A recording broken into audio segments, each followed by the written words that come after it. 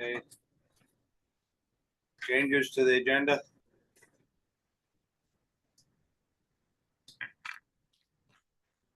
Public comment. If we get into discussion, they'll be limited to 3 minutes. I do have one comment that we have a request for clarification from Mr. Hall about what was said at the last meeting. In order to get that, you'll have to go back to the actual tape because everybody is complaining about noise on that. I can provide the text of what I read. I can provide the text of what I read if that would help. I think for clarification, she should go to the tape. That's fine. And also, it was not intentional, so apologies. I'm just saying, acknowledging your request, and she'll have to go to the tape and get it from there. Number 5 is Let's Young Jeff. There are a couple comments. Right. So I took a few notes and I participated in the open meeting law. And there's a couple things I just want to look back on because I'm a firm believer in that we, as I've stated before, we all make mistakes. The important thing is that we learn from those mistakes. So, and I don't have the specific dates, but I hope everybody picked up on the fact that the majority when you're voting is of the seats, not of the bodies that are present. And the meeting I'm referring to is when you guys approved to sign a letter for the bridge project. There were 3 of you here. Denny voted in opposition, and it was assumed that the other 2 voted positively, and that was a quorum. It is not. Let me clarify something. Let me clarify. We voted a long time ago to operate under Robert's rules. Robert's rules. Wait a minute, let me clarify. Stop interrupting me. Law. Stop interrupting me. You can smile all you want, but we voted for Robert's rules. And I was operating under that, and 3 out of 5 make a quorum. And if you want to continue operating, I'm just going to ignore you. All right, we're going to move on.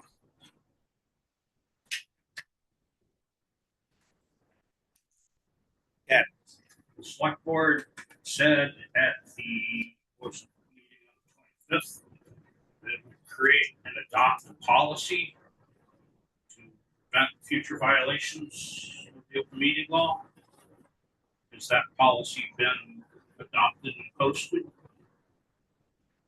I don't believe it's been fully adopted, posted yet. Part of it was the training that we just went through. Not the policy part of it. Law gives you 14 days. No one said anything about it because you guys said you were going to do it. So can Why tonight? Yeah. Brian. And it hasn't been done. Yeah, so on the website, we do post a document that outlines the rules for going The into. general rules for executive session. Yes. That's not a written policy. That's not a written policy. The select board didn't adopt it. That has to happen in an open meeting with some discussion and vote. The select board didn't prepare this. It was created on April 27th, generated by a computer program called Python Docs. It's co-authored by Cheryl Parker. Cheryl hasn't been in here in I don't know how long. Who's creating public records signed in as Cheryl Parker? This document also doesn't meet the requirements of Section 314, which is Just for a second, this is when you were just showing. this. Yeah. It's incomplete with the logistics of going into executive session. It has other mistakes in it. And I don't know who thought this was all the select board needed to do. Who made that decision? Because the select board did not adopt this and it's not a policy. In 14 days by law, we cut you some slack because you said you were going to do it. And it wasn't done, and it wasn't even written by a human being. How does that pass for thoughtful discussion and creating policy? It's even within the intent of the open meeting law. Go Can for I it. just say, I believe it was our intention to do a policy, to use that, create a policy, and it was. You voted to do it And- by tonight. It Can you Yes, please let and her I finish? remember So you that didn't do now. what Can you said. please let her finish? Stop, Please let her finish. Point of order. Denny, let's keep this under control, okay? We need to have one person talking at a time. And I I think the was. chair, No, she was excuse me, speaking. Ken. We need to have one person talking at a time. I'm talking now. And I'm hoping that Denny will recognize one speaker at a time so we can have a civil discourse on this, okay? I'd like to finish though. The select Well- board didn't do what it voted to do. All right, we've got two different people trying to answer your question. Jim, you wanted to speak? All I want to do is have an orderly conversation. That's my only point. So I think we ought to recognize a speaker, give them their 3 minutes, and then recognize the next speaker. And if that speaker was looking for a response from a particular person, then you can recognize that particular person. But I think we need to have an orderly discussion.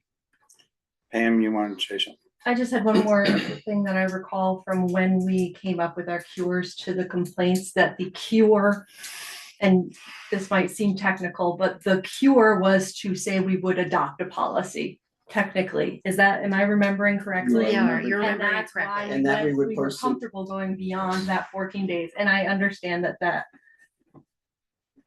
was just my recollection of how we went about it. And so it is our intent to still do the policy, I believe. And the vote was to create and adopt that policy by tonight. That's what the vote was. The select board did not do what it said it was going to do. Okay. I'm gonna make a motion. The board extend the deadline to get it done, and we will. It can go to 26. Anybody want to second it? I'll second it. Further discussion? Yeah, Sorry, what date was that? 26. 26. By law, the deadline has already passed. well, I'm gonna take a page from our higher officials in Washington, and we're going for an extension. This isn't Washington, D.C. Thank you for your time. Thank you. All those in favor of the Aye. anybody? Lisa, So I think based on how heated things have already gotten, that my topic should not be brought up at this particular meeting, and I'll save that for a future meeting. I do want to go over a couple of violations, just nothing to do with what Ken has reported, nothing to do with what Dwayne has seen, but just in the last 2 months, the violations that have happened within this select board.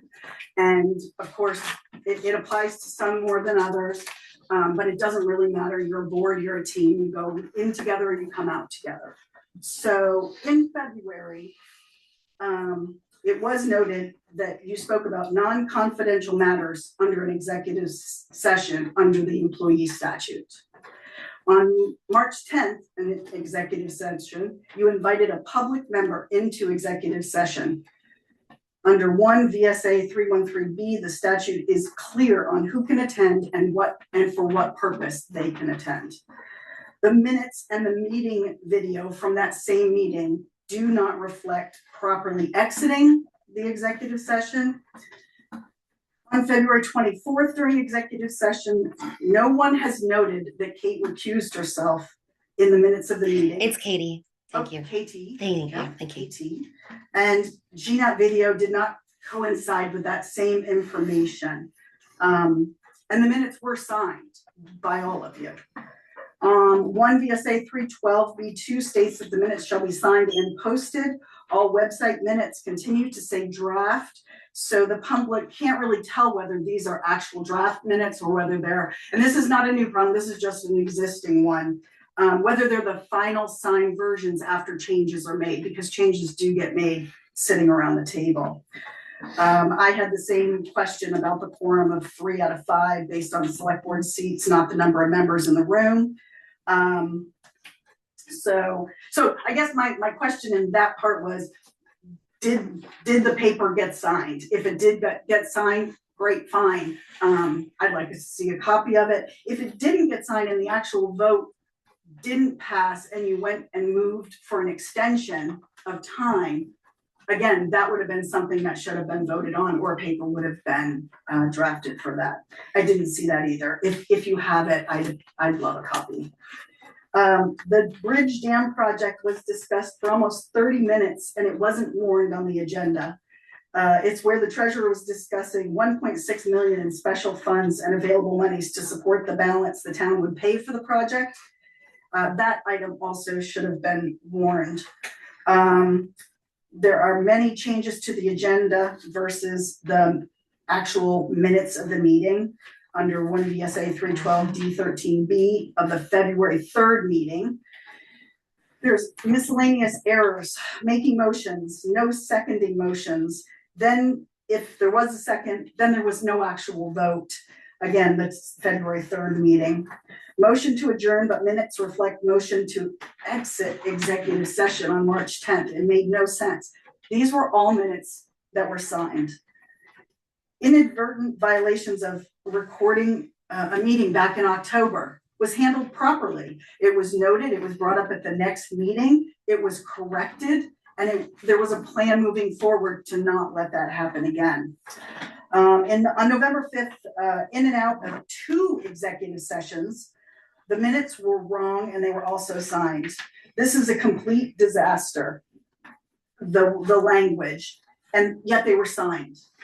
On the February 3rd meeting, again, sorry, agenda says WCA and Select Board, but it wasn't the WCA that was being discussed. This issue was about paying Alyssa Sabeto from Wyndham Regional, regardless of whether the town moved forward with the bridge project. And it was voted to reimburse Wyndham Regional and Alyssa for her time, which is very understandable. But again, the agenda item didn't reflect what was discussed and what was actually signed. Again, in March, executive session 1 VSA 313A 1F is what you went in under, yet the council later explained that it wasn't to provide legal advice, which is what the statute calls for, but rather to ask how the select board wished to proceed with a resolution to an employer-employee matter. Only 2 members were in that session, so no decision could be legally made anyway. October 28th, Select Board exited executive session. The minutes reflect the word entered, Select Board signed them. January 13th, exited again, no second, no votes, no motion, but there was a motion to exit, there was no second, there was no vote, and there was no action. On February 3rd, went into executive session without proper procedure or vote, went out with the same problem. 1 person recused herself and 1 select board member was not present for the meeting. Okay, Lisa, Yep, 1 more. Yep. your 3 minutes are up. Oh, okay. Yep, If that's you've fine. got a copy of it, please submit it to us, please. Will do, absolutely. Thank you. Thank you for your time. Anyone else? Number 5, Lexi Young and Jeff Brown. Board, Mr. Brown and I are here as reps of the planning commission. Thank you. So we're here as we're both on the planning commission. We wanted to give you guys an update on what we've been doing as far as the zoning bylaws go. We got a grant to redo the entire bylaws, but in the interim, we talked to DRB and they had the zoning administrator and they had a handful of issues that they felt were of particular importance. So we did a minor rewrite, which we had a public meeting which no one attended. And so we're just here to give you an update as to what we're thinking and what we're doing. Thanks, Lexi. So first, I understand that you do have a public meeting scheduled for the 26th. Thank you for doing that, because this is the 7 pain points as described by the DRB and by the zoning administrator. So once these are fully adopted, they will certainly help the DRB going forward. Secondly, regarding our project schedule, so as you know, we received a grant from the state. This is for a full bylaw modernization. Our project, the grant runs from January 26th through December of 27, so it's a 2-year grant. In May and June, Matt Backler of the Wyndham Regional Commission will meet with the DRB and the zoning administrator to hear through what are the core issues that they see with our current zoning regulations. And just as a sidebar to that, our current zoning regulations have been around for quite a while. They've been amended many times. And as what happens with those sets of amendments, they start to look very complex and hard to read. And we know that. And this process is going to consider an entirely new framework for them, which is going to be about making them more readable and understandable to basically the townspeople, because they're really not. They're complicated and confusing. We're going to start with a community survey similar to the town plan survey that will run all summer. And that will end sometime early September. And then on September 10th, hopefully if the libraries will provide it, we will do a public gathering to hear what's the results of the survey, as well as gain additional input on the project going forward. Then starting with the October meeting, similar to what we did with the town plan, we will take a chunk of each set of bylaws, we'll review it, we'll have commentary, public will be invited, and then the following month, the red line edits will come out. We will post them on our site as we've done in the past, and then we will review that, make our decision as a planning commission as to what we want to put forward, and then we'll tackle the next piece in that same cadence, taking the one from the previous month to look at the rewrite and starting the next month, or starting the next rewrite on the next piece of the process. Will continue probably all the way through the spring. We will post that schedule clearly as we've done in the past in a basically in a graph chart that will show you how each section is being addressed, so that people who have interest, let's say in signage, can be there for the signage meeting. And then finally, our goal will be to turn this over once we've gone through the full public comment period, because we will have to hold a hearing at the end of all of this, and then we will be signing off and turning it over to you. Your process, the planning commission, I told you, drafting the proposed bylaws, and this includes subdivision as well. Planning commission will hold the hearing, finalize it, send it to you. As a legislative body, you get to vote to adopt the bylaws. You may make changes to proposed bylaws after they receive the final version from planning commission. It can be helpful to receive feedback from the select board during the drafting phase so that fewer changes are necessary. So we want to work with you to make sure that we can do that as effectively as possible, because we think we disconnected during the town plan process. So with all that being said, if we just, and it doesn't have to happen today, but we'll take any commentary. Our approach is to post the red lines showing you, here's the existing language, here's what we're suggesting changes, as well as a clean copy, so you can just read through them. Is there any other action you would like us to take to keep you as a select board informed of the process as we go forward? As you know, it's a pretty big volume of work, and we'd love to make it as digestible as possible for you so that you can be involved each step of the way and course correct us if we're doing something that doesn't make sense based upon your experience.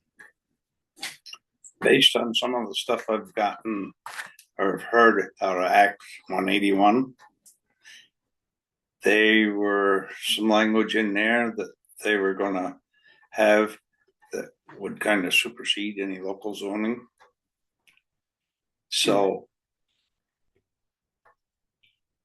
I guess is it worth your time to do all this till they actually finish their work and you know what they're gonna do and what they're not gonna do? Based on 181, the latest reading that I had, which comes from our local congressional individual, indicates that they've already gone through and although it has not yet passed, they are basically either suspending or canceling certain portions of that, including the development of the third district, as well as much of the regulations that were being put upon on the rural population. So my understanding is there's a very significant rewrite of that that's already gone through. I don't know whether it's the Senate or the House. It has to get reconciled, but I think the current read is, Danny, it will be done by the time this legislature closes, which I know is going to be extended anyways. I know they tried to bring something, one of the houses tried to bring it up for vote day and it didn't make it. Okay. There was a big gap. So we will know what those particular, especially through Matt, since he's the responsible party to make sure he's keeping up to speed on any of these key pieces. And so for example, and I'll just give you a quick example. Changes happening to the flood provisions relative to flood corridor. And this will bring in a whole new set of properties under flood regulations that didn't exist. In their initial, right? In their initial proposal or in the? No, this one is already adopted. This is not 181. So this isn't the third part. No, Okay. this is flood. It's a whole separate group of provisions. The state mandates that these all get adopted in 28. So our approach to this is we're not gonna pre-adopt those, as many towns have already done that. We're gonna wait and adopt it once the state adopts it. But in the meantime, we've already gone through and essentially corrected our existing flood provisions or flood bylaws so they match what the state is requiring of us at that point in time. But we've done the work because we happen to get the ability to work with Alyssa Savetto to do it early, and then we're gonna table it. At some point later in the future, we will then put that back on the table for people to comment on. We would do the exact same thing relative to anything dealing with 181, so that we time it in our schedule so that it can actually let the legislative process proceed and that we're working with the best information we can work at that point in time. So things that I wouldn't worry about, signage, for example, that's pretty well adopted. We'll get that cleaned up and move forward. Hopefully some of the things relative to our districts, the way they're set up, those will be fairly easy to move forward with. So we'll tackle the stuff that's not controversial that we know we can move forward with early on in the process. So we're thinking the fall period, but as we progress, if new stuff is coming out in the legislature, we wait to see what the legislature does. So we don't spend money in rewriting something that has to be rewritten yet again. Yes, ask it. Great question. So again, anything that we can do, and again, you don't need to answer today, whether it be if you want us to participate once a month and just come in person and present the red lines so you understand the reasoning behind it, we'll do it. One of us will take each month and do that for you. Just let us know so that the goal is that when we turn it over to you, we're all pretty well aligned. Understood. The red line that you gave us on the miniature rewrite, is excellent. I mean, it's really helpful. For me, that's much better than going from scratch and having. The problem with this one is though that this is really a whole rewrite. So it's gonna be a lot of red. Yeah, so again, we're not, in some cases it will be red lines. In other cases, it might be, here's what exists today, it's a complete. So you're giving us both versions, you said. Yes. So that. Or in some cases, there may not even be a red line because it doesn't make sense. So that's. Yeah. Okay. So again, I think we're volunteering to come in once a month and present what we've done, if that's best for you to move this along. Can we come up with a schedule that will work for you guys, moving forward? Just look down the schedule for Well, what we're prepared to do is propose a schedule to you that's going to work with the legislature. You'll see it. It will show you each month. Okay. And then essentially you can tell us that, again, I would probably wait for us to go through the first deliberation on it and then present to you what our new thinking is. Okay. And then you can respond to saying we agree or we don't agree. Great. Instead of locking yourselves into once a month, why don't you look at the idea of how the progress is going and you pick whether you want to come in once a month or pick the time when you want to come in on the amount of progress you've made to make it worth your while. And just for me, having them coincide with a select board meeting would be, because that's when we're all getting together. Well, that's what I'm saying. Yeah. We come to one of your meetings. Yeah. And present basically the changes and have you make Perfect. commentary. Great. We've had quite a bit of input already from DRB, you know, on what they, and Mr. Goodwin, you know, what their concerns are and what they want to focus on. So, and we'll work it however we want. We try to keep our meetings to an hour or an hour and a half, and you guys usually run a little longer, so we don't want to keep you here too long. Yeah, Yeah. but we'll put you at the front end of the agenda We won't for make you sure. sit through the whole thing. All right, well, if you guys think of anything, just let us know, either me or Jeff, and Thank you. we'll come back and respond. All right. Before you guys go, I do need to let you know that the paper could not get the posting in before May 11th for the 15-day posting. So to do that, we would have to reschedule the meeting to around June 4th is the earliest we could do it to get that 15-day posting in. Based on their deadline and when the paper came out, there wouldn't be a 15-day. There wouldn't have been a 15-day posting, and we have to have that. So we have to So- reschedule the meeting. Yeah, so Okay. we have to reschedule, and the earliest, if I got it in tomorrow morning, it means it would get in next week, and the 15 days would be June 4th, would be the earliest we could do it. Well, why don't we do it at our first June select board meeting? Okay, Does that sound? because I'll get it Makes in sense. tomorrow morning to make sure it gets in So the the 12th. paper. So that is. The 12th. Sorry, no, I'm looking at the wrong thing. I think it's June 9th. June 9th. Okay, so I'll schedule it for June, I'll repost it for June 9th, and I'll make sure that that gets out tomorrow. Great. Thanks, guys. Thank you very much. Thank you. Have a good night.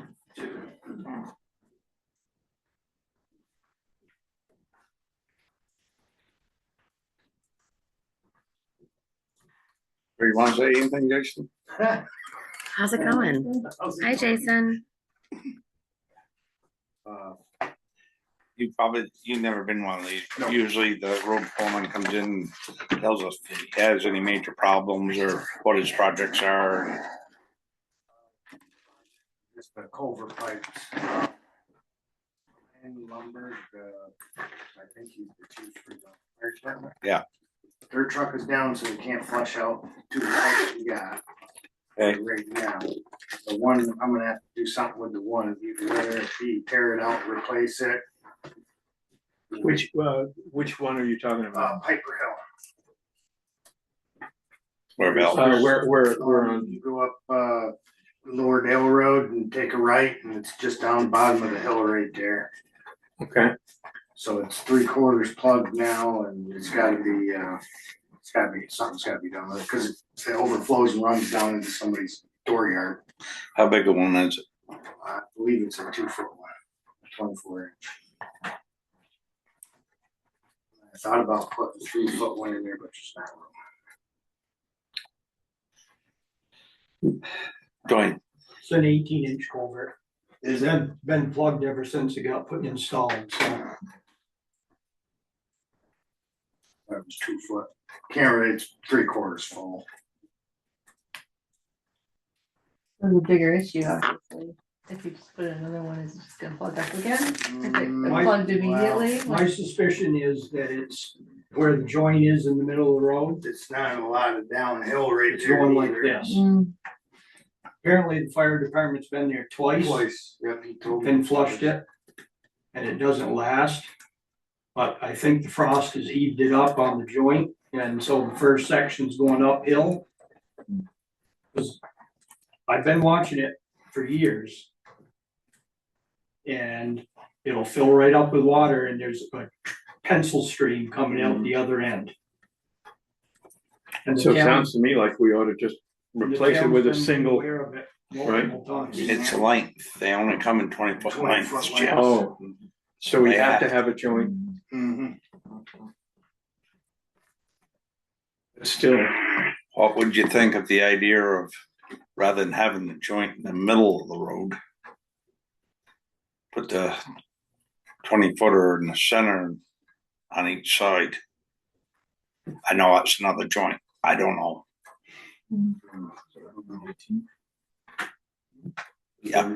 If it's only an 18, is it possible to go to a 24? We might be able to put a 24. Yeah, but you still got the, Measure it yet, but there's probably a reason why that being pushed up at the joint, whether there's a boulder under there or whether there's I think there's a lot of dirt coming from down the road or down the ditch line going in there from somehow. Or has it been doing that? I mean, Oh, am I allowed to speak, Yeah. Mr. Benson? You've got a lot of history in this town, but I can sit here in the corner and keep it to myself. I think I'm someone's son that you had as much history, but. you can speak on it. So my recollection, when it got installed, was that ditch was stone lined right afterwards, yes. so I don't think there was a lot of erosion down through there. it's full of dirt now, Yeah, right over the top of the Right. stone. So I just, it must be just from plowing or whatever, it just fills it in. There's probably several reasons. my understanding was when the fire department went and flushed it out. Yeah. They would get a small hole up through That's there, what he told me today. and then, so He said the I used to first- be the road foreman in Londonderry, and when Londonderry did it, they would get a hole up through. The South Londonderry Fire Department would do it, they'd get a hole up through, and then they would go on and in on the inlet end and run a tanker full of water at least or more until that thing was clear. Right. I think what Weston's been doing is getting a hole up through it and calling it a day. Okay. And they really need to get another tanker down through there, because I'm just assuming that it's humped up in the middle, It it is. keeps replugging. It's, Well, I've well, never it's, seen it it's there. all the way, right straight through it, there's about that much you can look through the top, all the way down through, and it looks even all the way, but. But if it fills over the top of the pipe on the inlet, and you're only getting like a pencil Right. stream on the outlet, obviously there's an issue there. There's not a lot of flow down through there. The previous culvert was an 18-inch, maybe even 15-inch metal, and it There's never, no issues with it. there was no issues. So I think it was an install problem.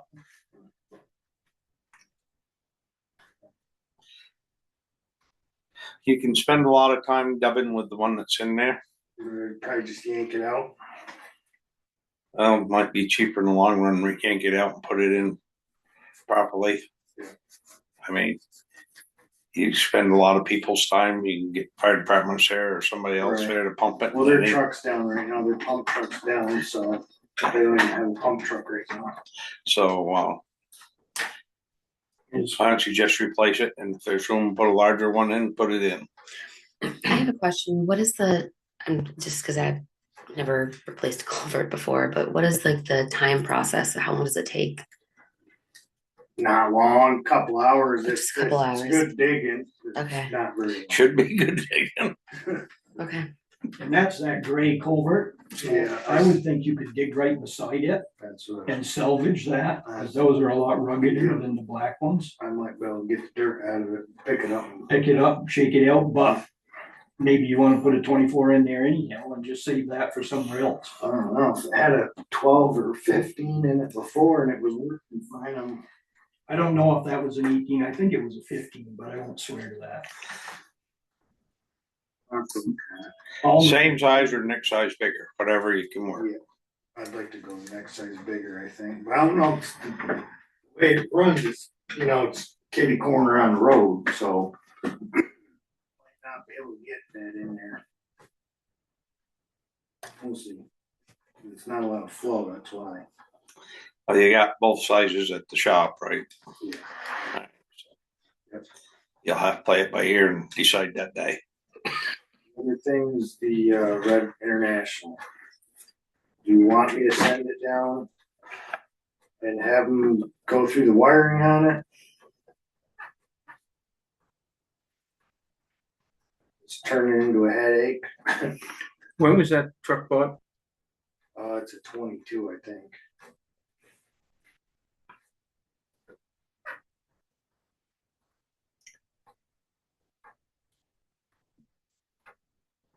Did you say all the warning lights are coming on? Everything's on it. It's just been serviced. We just serviced it. Every light comes on it. You open the hood up on it and it's just, all the wires are green. Every one of them. I can take pictures and show them to them if you want. When you say they're green, is that They're salt? corroded. They're corroded. Corroded, yeah. From salt, yeah. Yeah. That truck gets used quite a bit, so that's salt. Salt everywhere. How long of a warranty do those trucks have? It's out of warranty. Yeah. Warranty. And the people who serviced it, didn't notice all the green wires? That was me, yeah, I noticed all. No. I serviced. Oh, okay. Oh, okay. One of the real bad things is, I think, what I'll call the brain or the major fuse box is on the left-hand side. Coated. Yeah. Coated. It's on the wrong side of the truck for one reason. Gets most of the salt right there. Yeah. So the whole thing have to be rewired, Rewired or replaced, yeah. right? It's crazy to replace a 3-year-old truck. 22, 22. I think it's 4-year-old? a 20, that's the 22.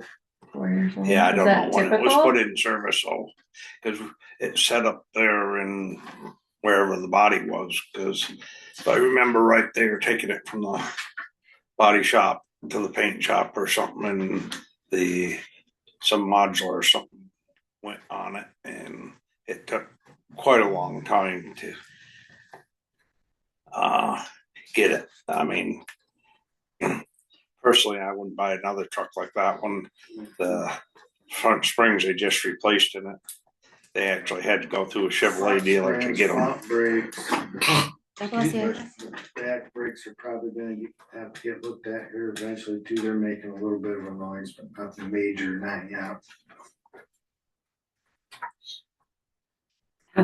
Well, why don't you dream up what you think you'd like to replace it with, and we'll think about it and bring it back to us at the next meeting, and we'll not make a decision tonight, but Yeah.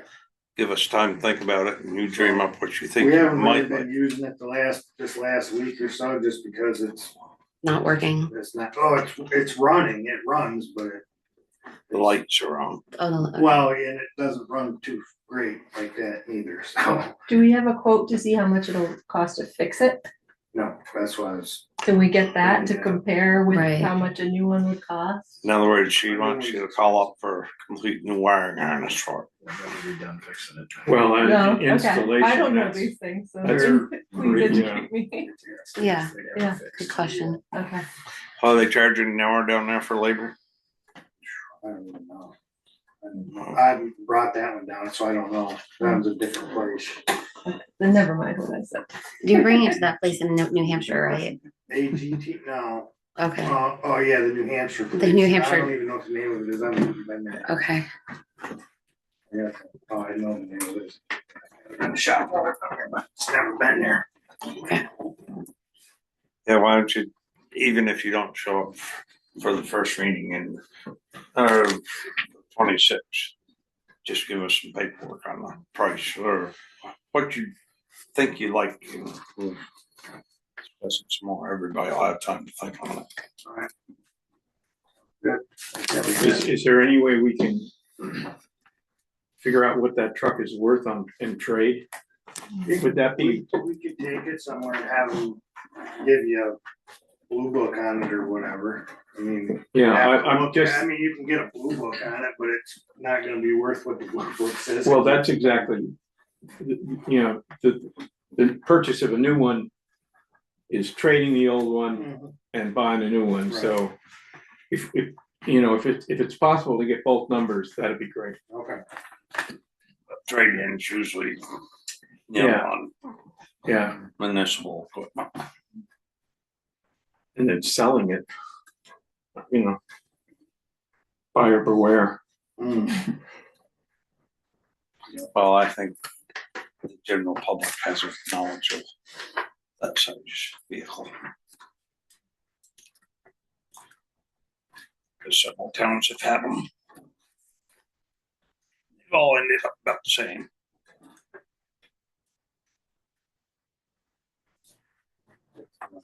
Is that it? Huey's truck will be done supposedly Friday, so.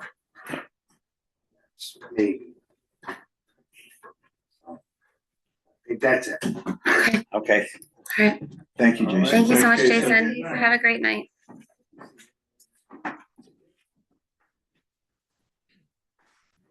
Do we know when that bumper is gonna be? It's an ongoing issue, very similar to what they're experiencing. We've had it at Bulldog for over a month. We have random electronics failures. We've had problems with the ABS not working for forever. Most recently, we tried to take it out and do some work with it. And we have a thing called the pump boss. It's on the side panel, it controls the motor and the pump and everything. And you're supposed to be able to dial in a pressure setting or an RPM rate. And that pump boss will fault out and won't control the rest of the tanker. So, unless some guy sits in the cab and runs the engine manually, we can try to make it work. So we sent it off for extensive debugging. The bill's already $10,000 in climbing, and they still can't solve it. They told us it was fixed, and to come get it the next morning. They took it out, and they were right back to square one. It defaulted again. So this is a topic for the trustee meeting coming up this Friday with the department, in that we're going to go to both KME and Freightliner and see what relief we can get. This vehicle has 4,000 miles on it. Yeah, it should not be. How many years? It's 2014, I believe. So Okay. it's old, but it's seen very little use. Yeah. It just doesn't make sense that we're having these kind of problems for something that doesn't get used to that extent. I'll know more. Good luck with it. Yeah, really. Yeah. Crazy. Jeez. It's just stuff that drives you Well, crazy. it's unfortunate to say, but I don't think it matters what brand of cat you get. The electronics in all the new vehicles, people are having all kinds of troubles. Yeah. It don't matter which one you get. They've had the harness apart, they've had computers and boards out of it, they've sent stuff back to the manufacturer. They can't fix it. So I don't know where we're gonna end up with that at this point. It's frustrating for everybody. Yeah.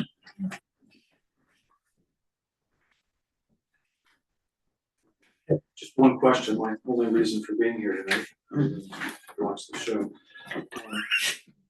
Did Kesselring ever submit an engineering report on 1047 Route 100?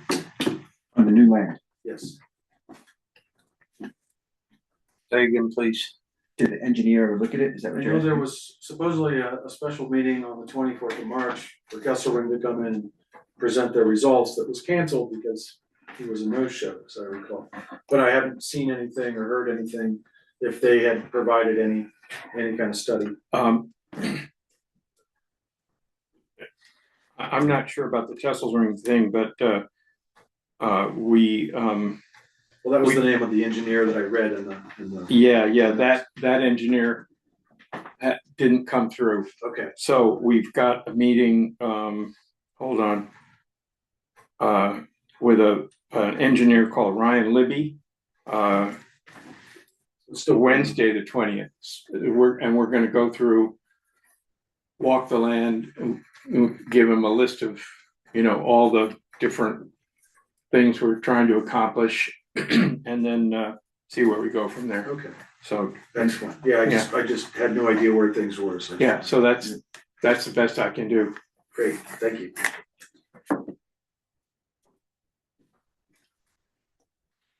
Number 8, entry codes.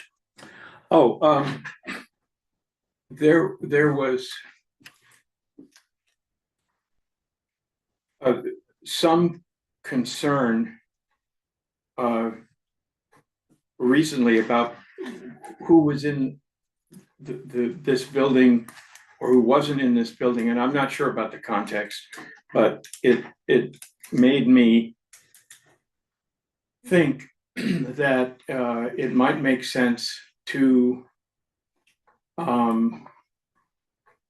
to go through our entry codes and just make sure that, you know, that they're clean, because, you know, we've been canceling some off and issuing new ones and that sort of thing. And I sat with Kim and went through her list, which looked pretty darn organized. But you know, I just am thinking that it might be time to go through and wipe the slate clean and start over again, just to be sure, because you know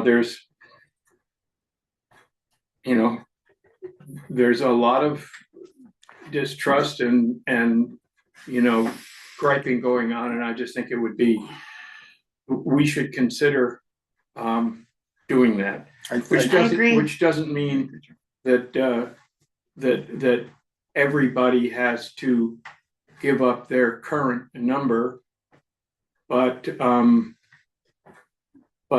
perfectly willing to, you know, I'd be comfortable with deleting the whole thing and reissuing new numbers, except for, you know, if someone wants their old number back, great. But so that's my summary, and I'm glad to make a motion to go just start that process if y'all are comfortable with it. The last I know on that, that lock will only handle so many separate combinations. I don't know. Kim? Sorry, can't hear you. Kim, you're nodding, and you're muted. I'm unmuted now, aren't I? Is there a limit on how many?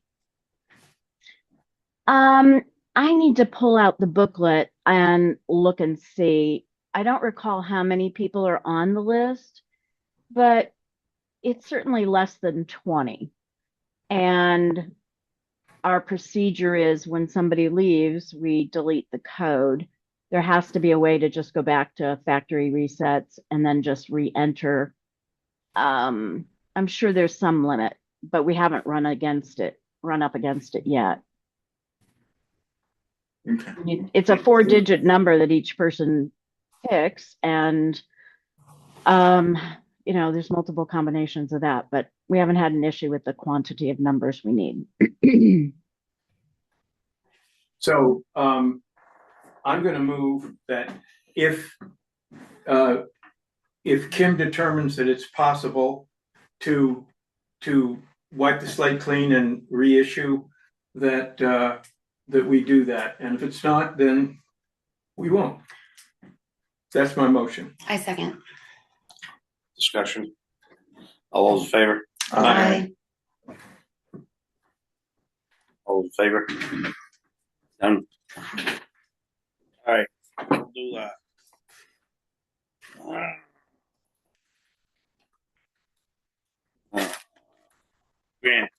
Grants and aids. Oh, delinquent taxes. Yeah, delinquent taxes. Right.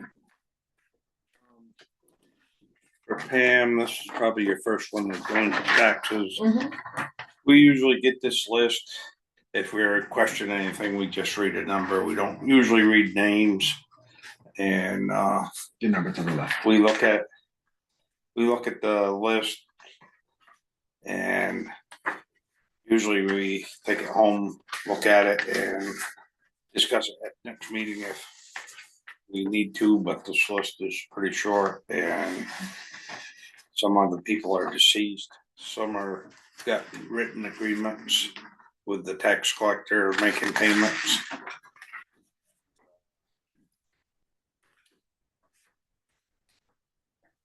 One of them, I think, is tied up in this buyout, this FEMA buyout, I think. I did a little talking or did a little research on the second one and the fourth one on this list. And there's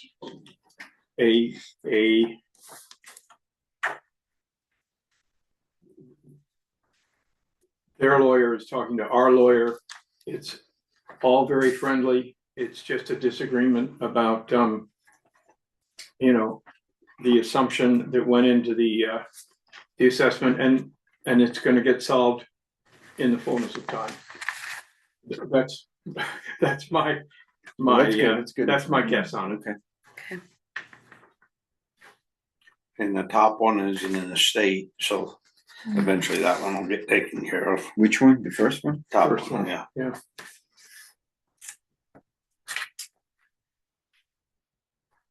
And fifth one down is an estate.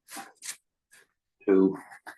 I'm guessing the fourth one up from the bottom, that's gonna be an estate or not, well, it won't go through an estate, but that's because of someone dying? Is that what that one is? Cause that's a big one. I don't know. I think I know Yeah. whose property that is. Yeah, which one, which number? Fourth was that? from the bottom. Fourth from the bottom. Yeah, ending in 108. I think that's the same technical owner as this one and this one. Which are the same. Okay. This is, I would have to confirm, but Okay. I'm pretty sure Okay. those are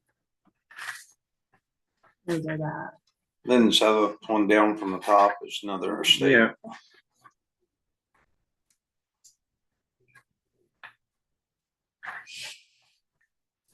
Yeah, I was comparing this to February's, and there was one new one that popped up here that wasn't on the February report, which I thought was weird because it's plunk in the middle of the page. It's 124. It's a very small amount, but it's just thought that was odd, huh? I don't have the list in front of me and I do apologize, but there was a new one that popped up and the assessor had made changes to 4 tax bills, or to 4 parcels, and said to me, but you don't have to send out new bills and there's nothing to do. And then that one popped up on the delinquent tax report because a value has been changed. Both the delinquent tax collector and I have raised that issue to the assessor, who said they would look at it. I'm still waiting on an answer because that person, if it's the one I think it is, had already had a reduction or a change in values that resulted in a refund that's already been paid. So I don't know why it popped up. Okay, but that's great. I'm not crazy. You did pop up. No, it did. Yeah, sorry. It's not supposed to pop up, but it did. Thank you for that. Yeah. That's You're welcome. And I believe we've had a complaint on a foreclosure on something that's in an estate. But again, without the list in hand, I can't tell you which one that is. Okay. okay.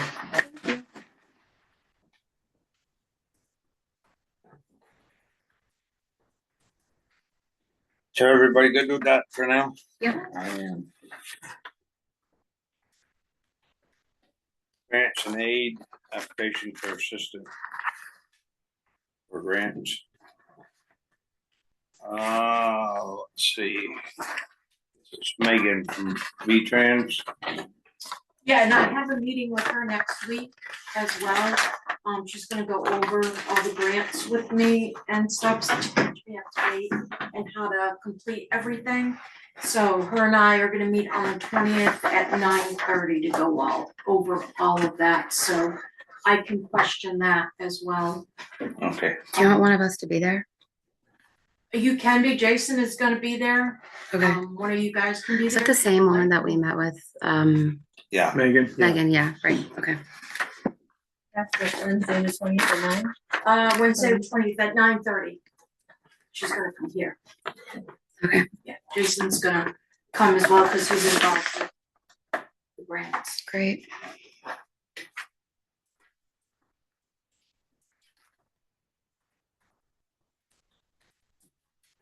At number 12, we are looking at 11.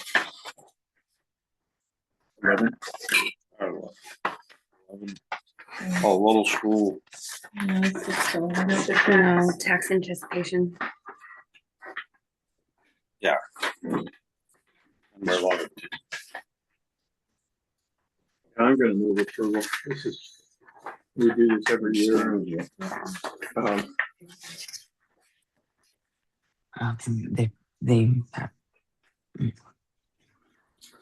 Hi, it's Kim. Are you Hi. talking about number 11? We are. Yeah. Okay. You're right. It is our standard boilerplate tax anticipation note. The total amount is 375,000. I am suggesting that we borrow it again from ourselves and we pay ourselves back the interest as of whatever it is by October 1st. After we have received taxes, it would be paid in full back by October 15th of this year. The one thing that I just wanted to say is Jim mentioned that there was the environmental review going on with or proposed with the acceptance portion of the block grant, and it was around $60,000. So I hadn't planned on that expense when I was doing my numbers, so I may have to come back to you. That was just an oversight or just something I wasn't aware of at the time I did this. So. Okay. Kim, is it going to be okay if we take this up at our next meeting? That's not a timing problem for you, is it? It is actually, because we have to pay the school bill. So I'm asking you to approve the tax anticipation note based on the cash flow that I've given you, so that I can pay the education bill that has to be in their hands by June 1st of $1 million, roughly. Okay, so I'm going to move approval there. I second. Further discussion. So I guess I'm confused. Is this amount going to change potentially? She'll come back for another one. Yeah. Another one in on addition top to. of. Yeah, yeah. I try to be very cautious with what I'm asking for and make it enough. And I just had not anticipated a $60,000 bill coming in for the block grant environmental studies. And who knows when that'll come in. So, yeah. So I'm asking for this amount now, though I may have to come back and ask for more. Okay. All those in favor? Aye. Those. You got the signed copy? I've got one right here. Yes, I know. Okay. The other one's soaked up in some other paper.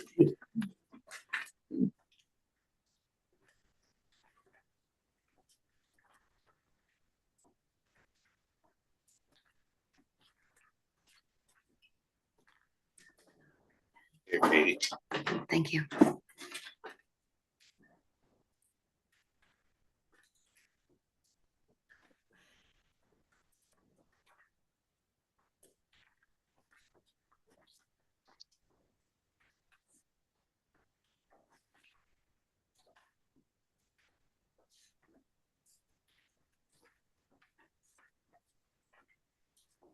Our little school entry keypad and back up to enter the building. Hello. How are you? Very good. So I submitted the estimate from Countryside for the keypad. So this winter in particular, the keypad froze multiple times, pretty much whenever it was 0 or below. And that's the only way that we can get into the building. They came out and replaced the keypad, but told us that it would only be a temporary fix because the system was so old, and said that it should be upgraded. And that's the estimate that they gave, which would include another entry point in the back door. Because right now the back door, once it's locked, you can't get into it. The way that it's designed, it has a magnet system. So as long as the power is engaged, you can't use a key to get in. So that's basically where we're at. So this estimate would include 2 new keypads, and then it also comes with software so we can deactivate it. I would be able to deactivate it from my phone if I had to, if we were locked out. And we can add codes and do all the things that we're supposed to do. Apparently the system was installed in 2015. So they said it was pretty much has lived its course. So. John, there's no issue with getting out of these doors under any circumstance. I mean, if there was a fire and everybody jumped up and started running out of the building, you can go from the inside out no matter what, right? Correct. We just can't necessarily get in. But yes, we can get out if there's an emergency, yes. And is it usual practice to have the fire department have entry keys to your building? They don't at this point that I know of, because there's no key. They might have a code. They probably have a code to get in, but there is no way to open the door with a key because of the magnet. And then there's no locks on the other doors, like the door in the attic and the door on the back door. There's no way, once it's locked, there's no way to put a key in. There's no keyhole.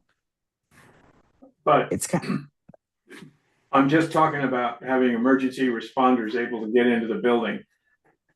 You're going to be able to do that, right? If we got this system, then yes. Okay. Right now I could give them a code, but if it was malfunctioning, then no, they could not at this point. So Dawn, it's Brian. Hi, Brian. Hi. They replaced the keypad, right? Correct. Yes. Yet they're telling you that that's not going to hold up when it gets cold. Like that's what I don't understand when I read this. Yes. So they said that they weren't sure whether or not it would work moving forward because something about the temperature, because it's just too cold and that's why it freezes up. And then they said, and because part of the second part of it was, well, if we fix the keypad, then can you put in another way for us to get in? Because there were just so many days this past winter where it would take me 15 minutes to get into the building.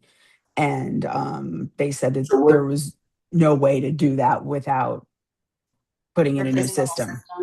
Right. Okay, so the new system's going to have a redundant entry. So if the keypad fails, how do they get you in? So they have, what they've told me is that they would have the same system in the back, on the back door. So there would be, if one keypad froze, they're also going to give us a certain number of the fobs. So they said that if the keys freeze and stick, you can use your fob to scan. And then there's also this way, I guess there's an app where you can, not everyone, but a few of us could have a way to use use a what? Sorry. I'm sorry, my phone. Use my phone and let deactivate the door so that the magnet would disengage. Like an electronic override to the lock via your phone for certain administrators. Correct. Yes.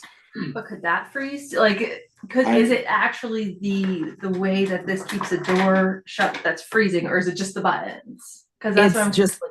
Yeah, no, so it's not the magnet. I guess whenever there's power and then there's a battery backup system, so even if the power goes out for X amount of hours, the magnet still stays engaged. So what freezes is actually just the keypads where we punch in the numbers. And for whatever reason, I guess because of the magnet system, you can't use a key because once the magnet is engaged, the key doesn't work. It'll unlock the door, but the magnet won't disengage. It's kind of a ridiculous system, but from what they've said, there's no workaround for it.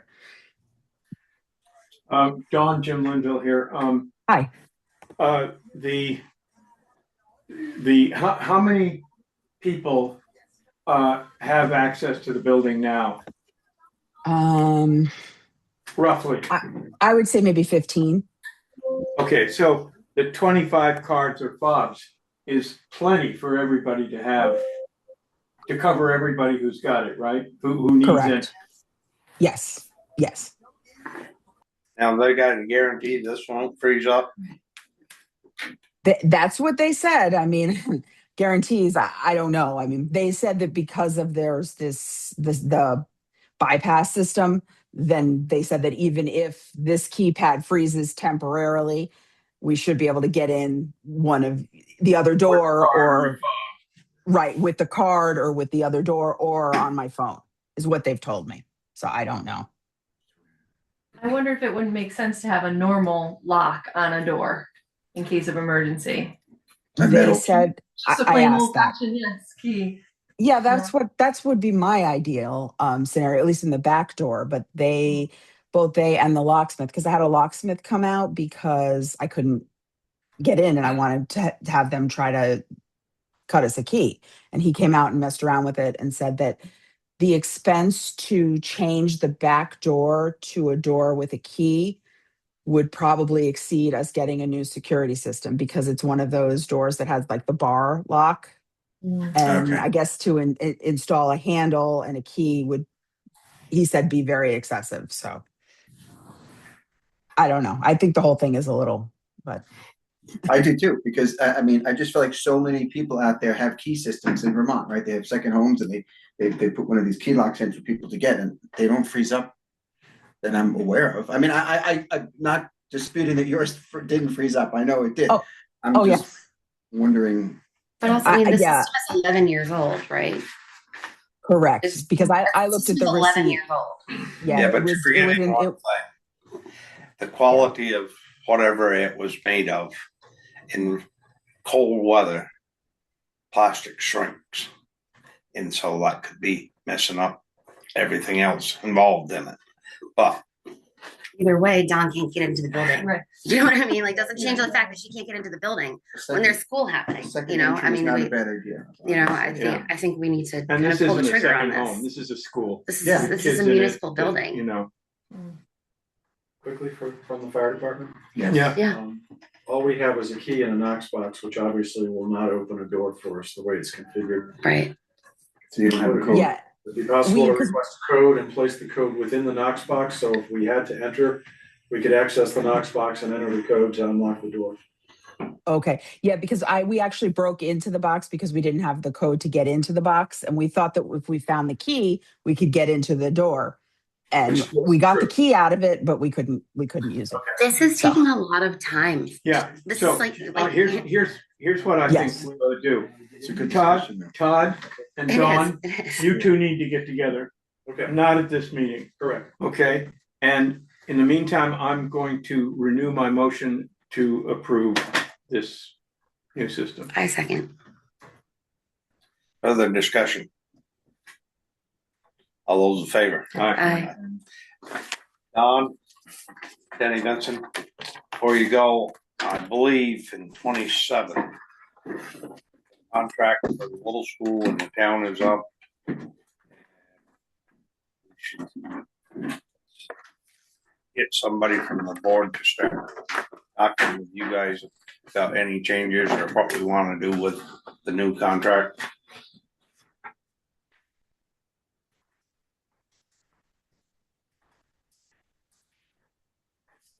I don't think she heard me. Dawn, did you hear that? Can you hear us? Oh, I'm sorry. I heard. Oh, yeah. I'm sorry. I didn't know you were talking to me. Yeah. The about the contract is up next year, so we need to talk about that. Is that what I heard correctly? Okay. Yeah. Okay. So I guess since I don't really know how this works, I'm sorry. So should we just schedule a time to talk about that, or how would that work? Yeah, I think probably a member or two from the board should talk to you and get things hammered out rather than everybody spending a long time getting it. Okay. Okay. I'll let Stefania know to get in touch with you all about that. So for the door, should we go for? Should we? I understand it was approved. So I should just tell Countryside to make an appointment, or no? Yes. Yes. Okay. Perfect. All right. Thank you very much. Thank you for your time, Dawn. All right. Have a good night. Thanks. All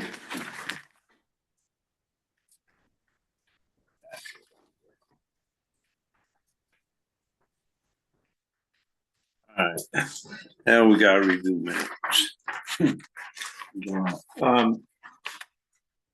I wonder if we shouldn't postpone approving all of these minutes until we've reviewed Lisa's. I think that we should talk. Okay. Until we review. I don't think- What Lisa said. Did any of her things have to do, they were all I don't know. February It and October? was February.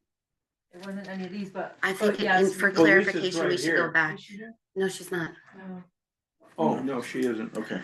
But I think we should go back and clarify and be very diligent. Okay, so then let's do that. I'm sorry, Jim, that was your motion. I jumped in. No, it wasn't a motion, it was just a comment, because Lisa was reading this list and I'm going, I can't take this in, I didn't. Very overwhelming. But I do have to say that in what she was saying, there were some notes that I had here for some of these notes that were in line with some of the things she was saying. So I don't think it would be a bad idea for us to kind of go back at some of these and then hold them off. Okay. I mean, I don't want to hold them off too long because the list is getting Right, this long. That's right. right, what's the process for? Just cause I'm new. So the process should like be if like you- Patty sends them out to us in the email. And then we you can- send Patty any corrections you have? We can, all of us do. Yeah. And then she brings them to us back at the meeting for us to approve formally, so that she Yeah. can change it from draft to final. Fine, Okay. right, and that usually happens at the next meeting. Okay. Okay, so. Yeah, and those are the corrections that people sent to me, but I only got corrections from Brian, I believe. He's the only one that sent me any changes, so whatever's there is whatever changes were sent to me. No others were sent. I think we should put your thing in form of motion so it gets in the record correctly. So I'm gonna move that we postpone approval until we reviewed them in light of another comment. A second. Discussion. All those in favor? Aye. Oh, let's see, we got payroll.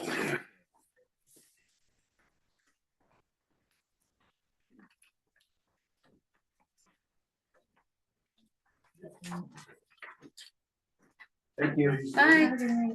See you, Todd. So I'm gonna move approval of payroll check warrant report number 9 in the amount of $8,981.18. A second.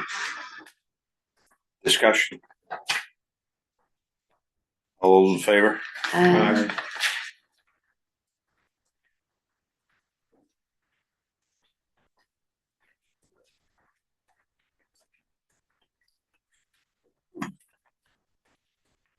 Sand, huh? Going.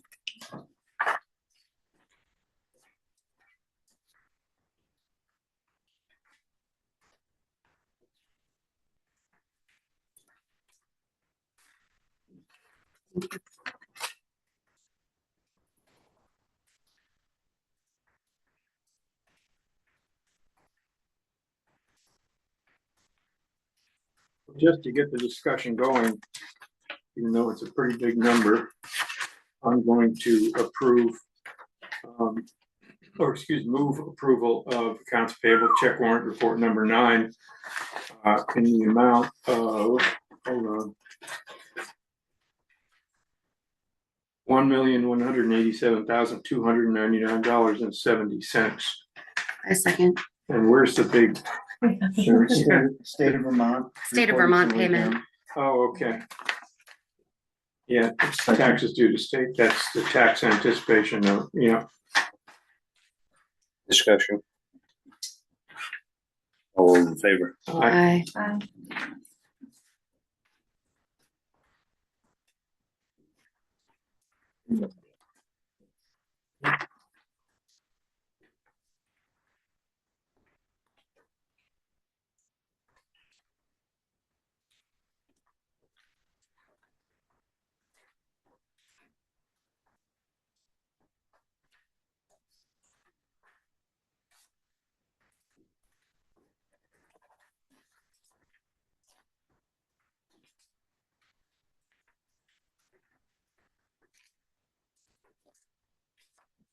Next up is whole business is radar and speed sign update.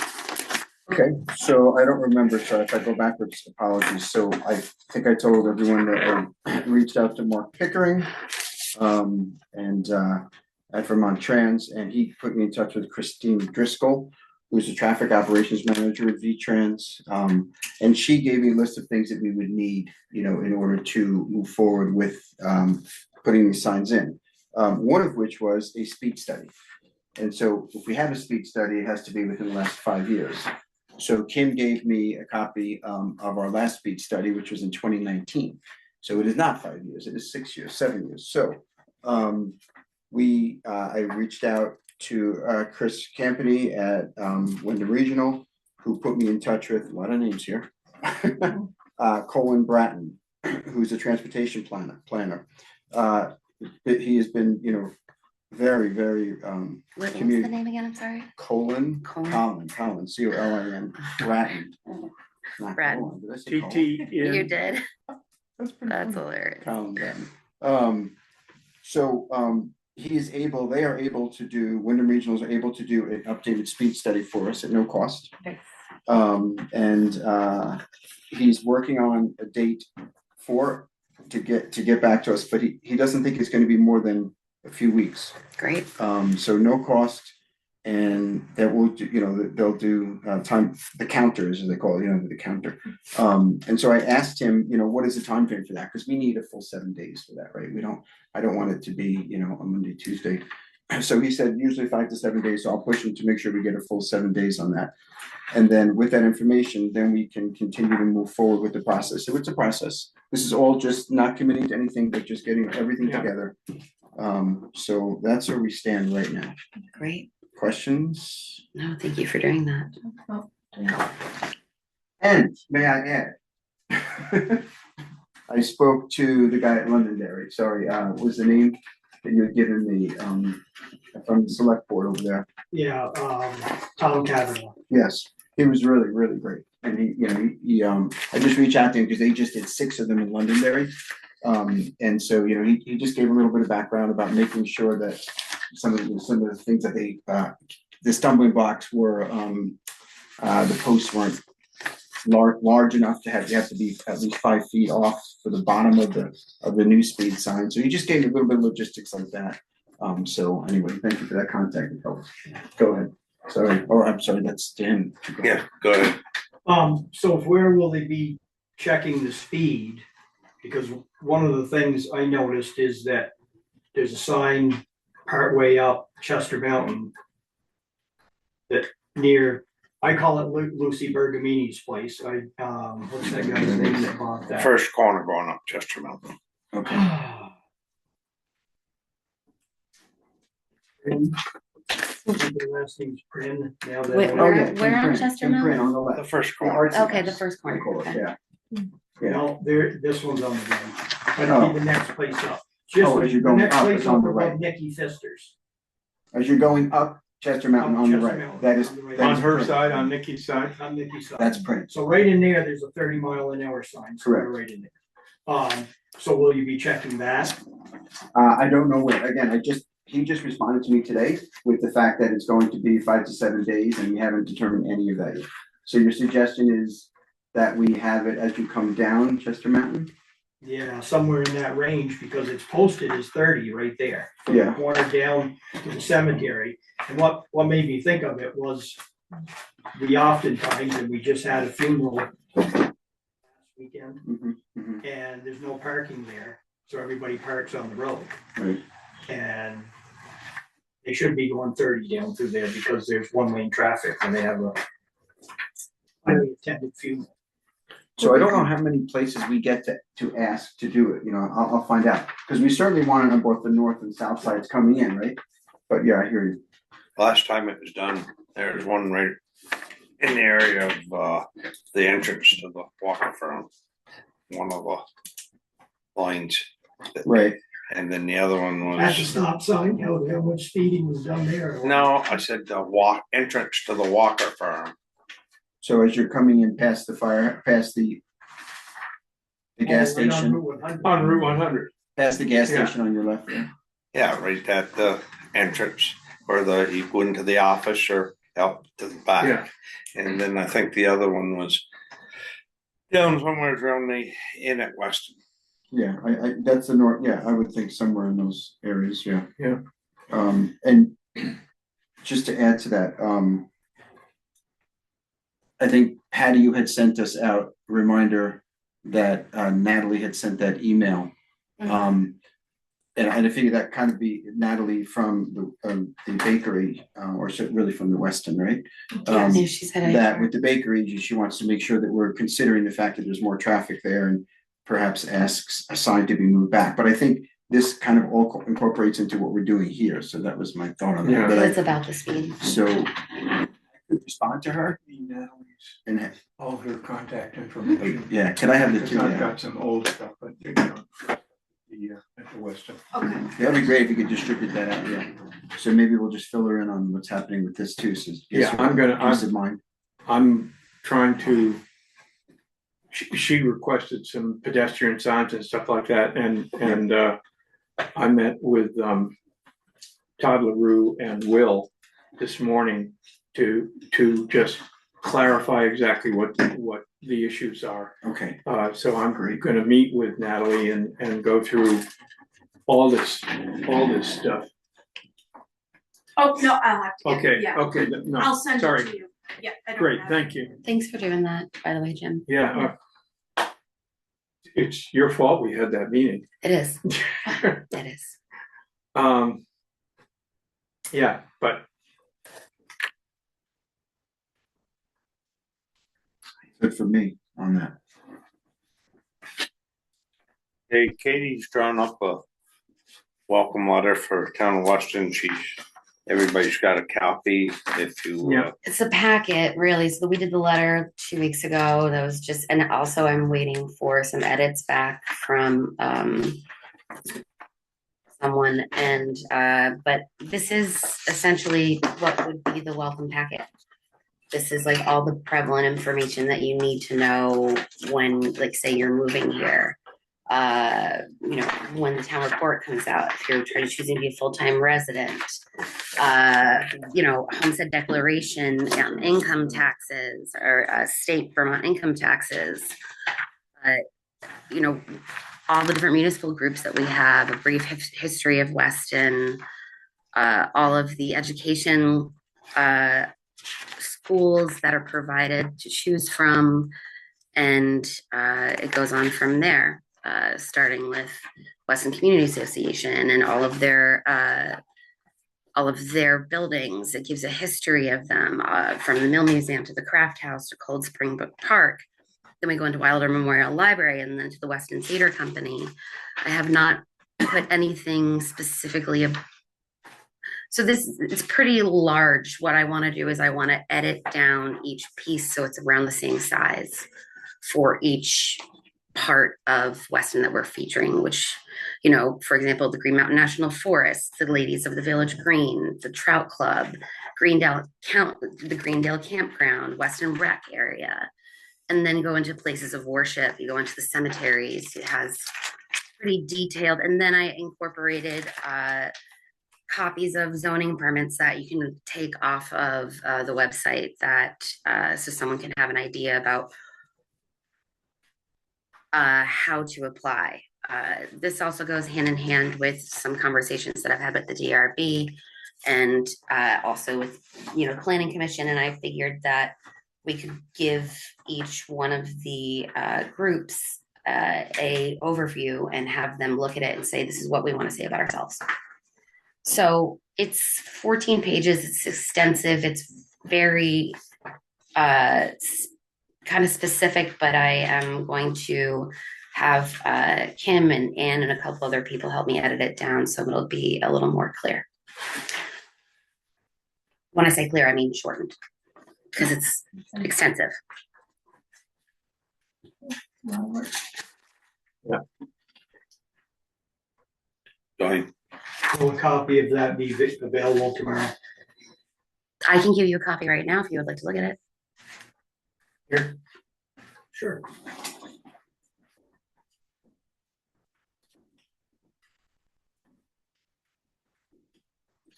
And you know, I feel like I may have missed some stuff. I, you know, did the best that I could in you know, in this solo kind of spearheading of this project. there has to be a first draft somewhere. There has to be a first draft somewhere. This is And it. Yeah. And this is where You we got are. something on paper. You Yeah, got something on paper, absolutely. now we can move forward. Yeah. I figured we could have land maps and everything And incorporated in Katie, this. here's what I'm guessing. I'm guessing you've got an electronic copy of it at your home and you can print off a copy. I have it right here. Can you give me one? Absolutely. 'Cause I just Yeah. sacrificed mine.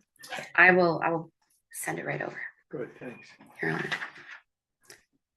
I just want to, so one of the things that we originally were talking about, this Yeah. is great, by the way. Thank you. When we, one of the things we were talking about was making sure, like you said, that people understand certain things that they might not know. And it's, I think this conversation was partly spurred by the whole driveway discussion, right? Well, that's why, so I have a specific thing in here that talks about access to driveway if you're planning on changing doing any improvements that are attached to a town road. It gives pretty specific things about access right of way permits required, which is why You have that in there. that's why I have it in there.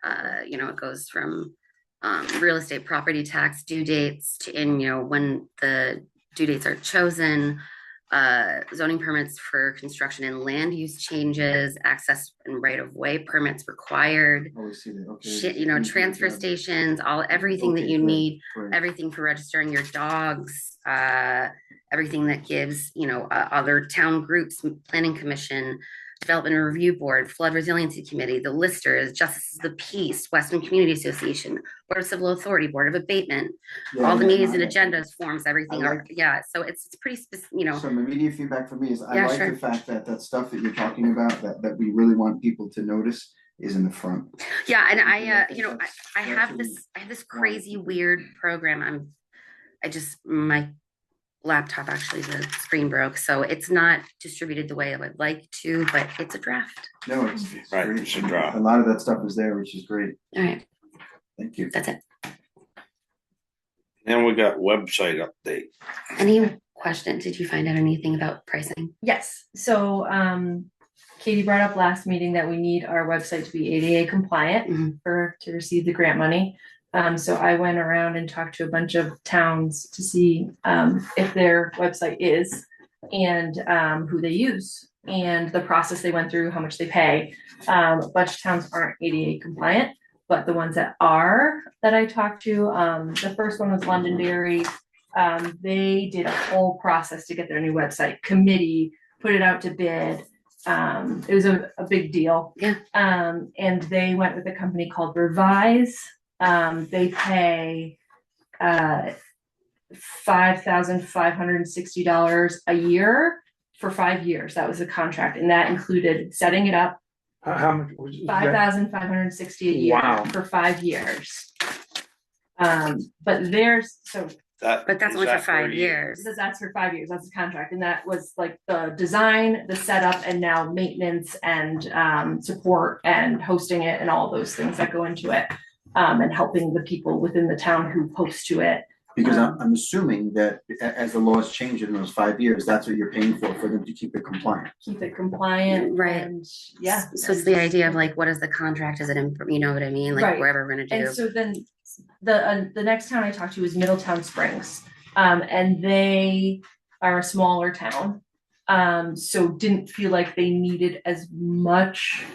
Like she said, she really just wanted a better website at a cheaper cost. And theirs is still really awesome. Like it still has everything you need. And they went through a company called TownWeb, who Vernon also uses, and their website's awesome. And then a couple other towns in the state. And that one was Are they only- ADA compliant though? Yes. Oh, they are. ADA Okay. compliant. All right. Yes, Cool. the only ones I'm talking about are ADA. All right. Great. And theirs was $2,400 for the first year. That's setup and design and hosting and support and all that, and then $1,200 a year for the next 3 years. So that's like super reasonable. Wow. So I liked that price a lot better than some of the other ones I saw. And our website, it's not like we're starting with no website at all. Right. We've got a website. Right. I'm sure they can take what we have Right. and just make it Modify it. better. Yeah. It's got great content, right? I mean, I Yeah. think, right? What we Yeah. currently have. Yeah. Yep. Just take everything that we have on there and just put it into this format that's ADA compliant, and I'm sure they have techniques to make it more user friendly and easier probably for our staff to Right.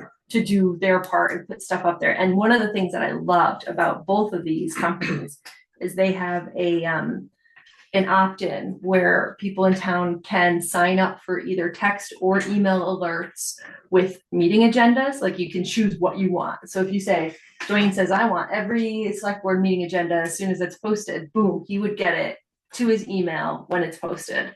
Nice. And then also like emergency alerts, or if Piper Hill's gonna be closed because they're digging up the culvert, you could have that sent out and people would know.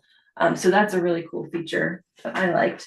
And Middletown Springs, they didn't do the big, bid process or committee. It was just the town clerk and the people who were gonna be doing the content and be most involved.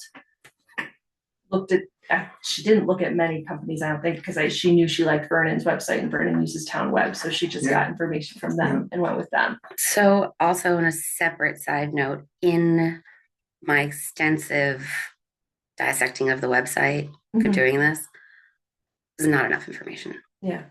I had to go through and I had to pull from several different places to compile everything that I just put in here. So it's not that simple, actually. It's a little more complicated to, so, and I just think it's a little more extensive than that if we really want to be detailed and not just, because I put stuff in here that was not on the website. That is a part of our town.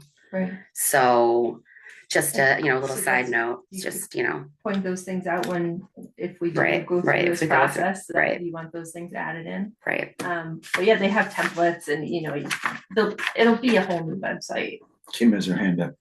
Kim. Yeah, Kim. So Katie showed me a website a few weeks ago that was pretty cool. And I was just going to suggest that can we start a committee of like 3 or 4 people, Katie and me and whoever wants to volunteer or just coerce them or just volunteer them.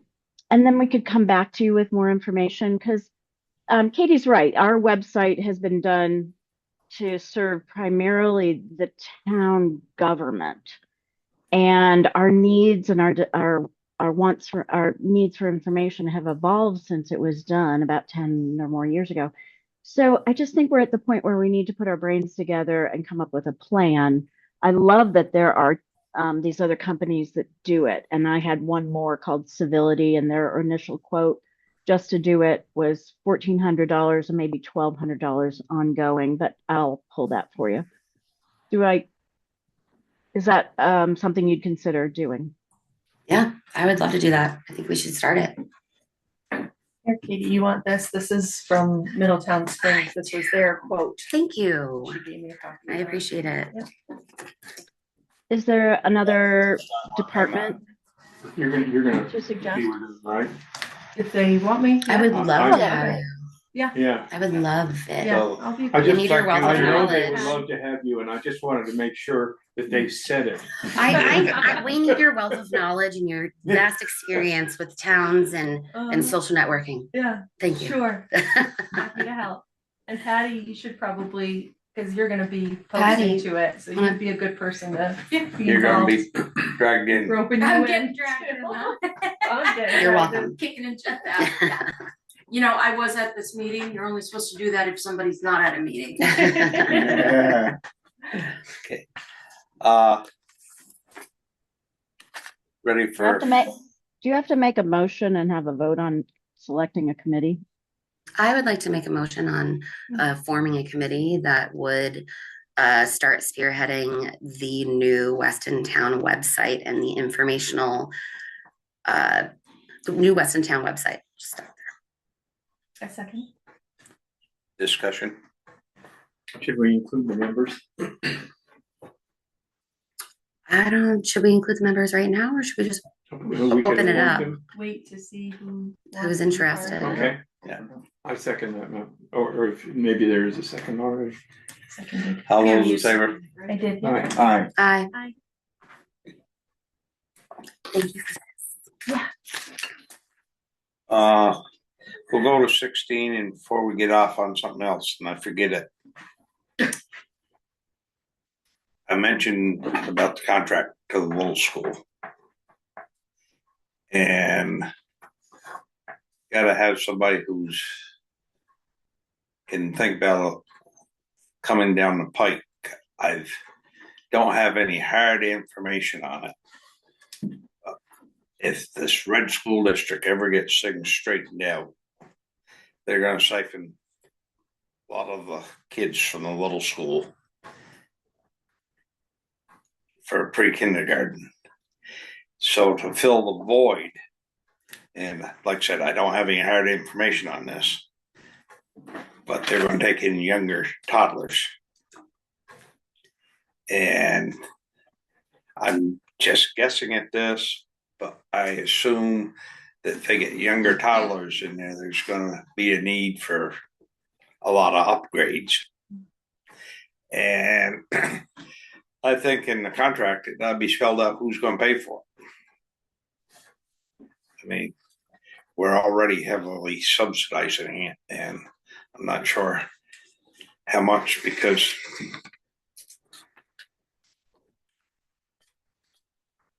there's a lot of stuff coming down the pipe, and I'm not sure the ability of the town to handle the financial end of it. Because you've got this bridge up here, which is going to need some sort of financing, because what the guy told us at our bridge inspection thing, the price he give us on the bridge up on Greendale, which is a lot smaller than this one, was $2.5 million. So this one out here is going to be a lot more. And we're probably going to be looking at a school bond for new buildings if the shred district continues the way it is. Our department's going to be looking for a new building. We've got something we want to do with the land up there. There's a lot of potential expense coming down the road, and you know, everybody says, "Oh, well, this only costs a few dollars.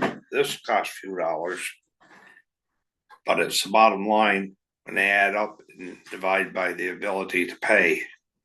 And so when we do things, we got to think of the long-term effect, not just the immediate.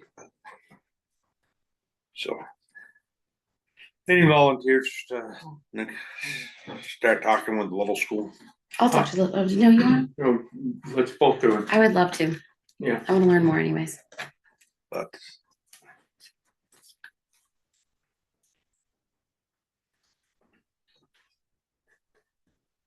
all right, so now we agenda format discussion new business.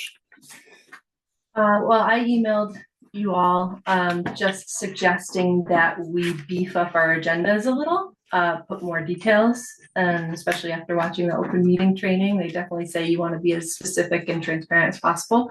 And most specifically, I thought the old and new business agenda item should have more detail. And in looking at other towns, they pretty much all of them, I think the only one that I looked at that didn't have old and new business, but usually they have old business and then bullet points like Patty did this week. So that she kind of started doing it already. It was great. And then new business and bullet points of what we're going to talk about. And that way, if anyone is interested, they know we're going to talk about it. And also for planning, you know, we know, okay, yeah, we're at our last agenda item, but we still have 10 things to talk about. So I just thought it might be a good idea to add more detail. That would be okay, but it can't be limited to just what's posted, because if we're working on different things, old business and new stuff comes in between the time it's posted and the time we have our meeting. Yeah. And that's where you still have changes to the agenda at the beginning of the meeting. And so I think it says in the open meeting law that you have to, at the beginning of the meeting during changes to the agenda, you choose, okay, yep, we need to talk about this in new business or this in old business. So you just add it at the beginning of the meeting, and that's okay. But it's just better to have, if we know about it, put it on there. That's great. Yeah, as long as we Yeah. have, to Denny's point, as long as we have the ability to add To things that are add coming stuff up. like that night, that day. That's, to my thought, that's the whole idea, Yeah. there's some stuff that's just. And I come up, think- but yeah. You know, I was late to the table on the open meeting thing, but they suggested putting public comment at the beginning and the end of the agenda. And I feel like, I mean, if Dwayne is sitting in the corner and he raises his hand, no matter where we are in the agenda, we call on him, right? We do that already, yeah. Right? We do that, we've always Yeah, done. I think what they Are suggested. you not willing to admit that, or are you just gonna smirk at me? Mr. Benson hasn't told me I could talk. He put me in my place earlier, so. Well, Trying to- no, that was a point of order. Trying to be a good boy. No, that was a point of order. And so, Yeah, but I don't feel I was treated as the same as other people in the room, so I'm a little disappointed in that. okay, I got shut down pretty rapidly. There was others that went a little further. But that's okay. I know my place. I think it's about the spirit of it all, and the spirit of transparency, the spirit of being together and working together as a community. I think it's about the spirit. yeah, and we're trying to do that. And, you know, when we've got several people, there's a lot of, you heard me, I got a little ticked off at the beginning of the meeting because everybody was yelling and talking over one another. And that's not a productive process. So trying to get one person to talk at a time and not have everybody else interrupt them. And you know, we're doing our best to solicit public comment. And if you felt shut down, I'm sorry, but we're trying to get some order in here so we can have productive conversations rather than just having everybody yell at once. So every once in a while, when everybody's yelling at each other, somebody's got to stop yelling. And pretty much maybe everybody has to stop yelling and wait till they're called on. And so we're just bumbling along trying to do the best we can here. And being in the spirit of community. Yeah. Okay. So that was my suggestion. Thank you. Yeah. And also Very good. there was another thing that I liked that we could mull over if you guys are interested, but there's a lot of places having announcements on their agenda. And that can be where things fall that are just like, it's not going to be a discussion. It's just like, hey, there's a training, or hey, there's an event happening, or we got a letter from so-and-so and it's nothing needs to be done about it. Or like, we got a thank you, or, you know, Yeah. we get lots of those. Should that be a separate item? It's most Public towns comment? have public comment, and then they have Announcements. announcements / correspondence, or Oh, just okay. announcements. Cool. I like that. If we- I like that. Let's do that. Yeah. Yeah, that's great. And one more thing while we're on it. In the training, they mentioned that we need to have on our agenda how people can access the meeting virtually. So we should have, is that anywhere? It is on the, it's on the Oh, it's agenda. second page. Yeah, it's there. Yeah. It wasn't on the It first gives- one. Yeah, it It flips it over. gives everything. Yeah, okay. Gives the phone number. It It's gives also all over our the Zoom website. link. It gives, you can go to the separate making websites. You sure. can click Yeah, on no, the good stuff, link. good stuff. Okay. Yeah, I think those are all great ideas. I like the announcements.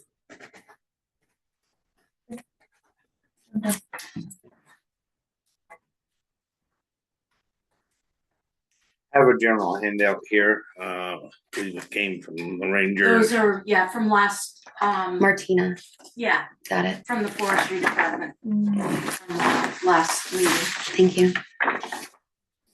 Sent that to me. You got that? Yeah. Yep. One more. Sorry. It's okay. I handed it over.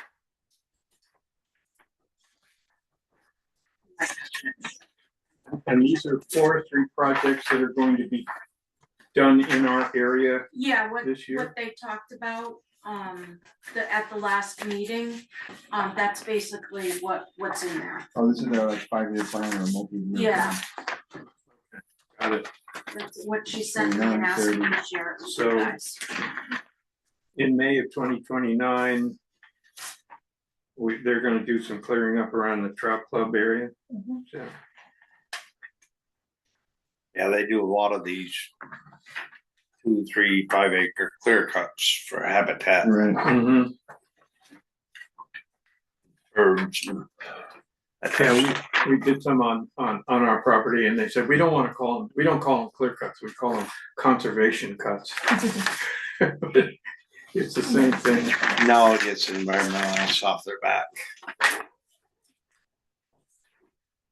All right, so Jason's gonna be back with his ideas for a truck. So if you guys wanna think about what you think we might like, should have stuff. And we have, I think, Jim said, I think you had a piece, and I think Kim was working on a piece of all of the pieces of equipment with like. A depreciation schedule, yeah, and I haven't done it. No, I thought you already have some. Kim put something together, but it's not depreciation, Kim, right? Correct. I just made a list of all your vehicles, all your heavy equipment.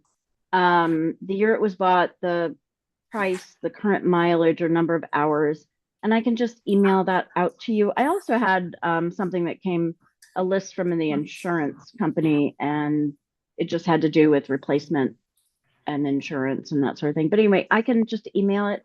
It's just a simple spreadsheet that you could then add your replacement years or whatever, Jim. Yeah, perfect. That would be great. That's Thank you really, so I much, don't have a Kim. visual of. I don't, it's the way hard to you keep guys know the everything. equipment. yeah, So that would really be helpful. Kim, in that insurance thing, did they put a valuation on them? They did, but I can't remember if it was actual cost or projected replacement cost. Most were, I'll just look at it again, but yeah, they had a cost. Mainly interested in the small truck. Okay, I'll look at it in the morning and let you know. And my battery's about to go, so have a great night. Thanks, Kim. Have a good night. You too. Thank you, Thank Kim. you. You're welcome. Other than that, unless somebody's got something else. We're adjourned. Great. thank you. Thank you so much. Great meeting.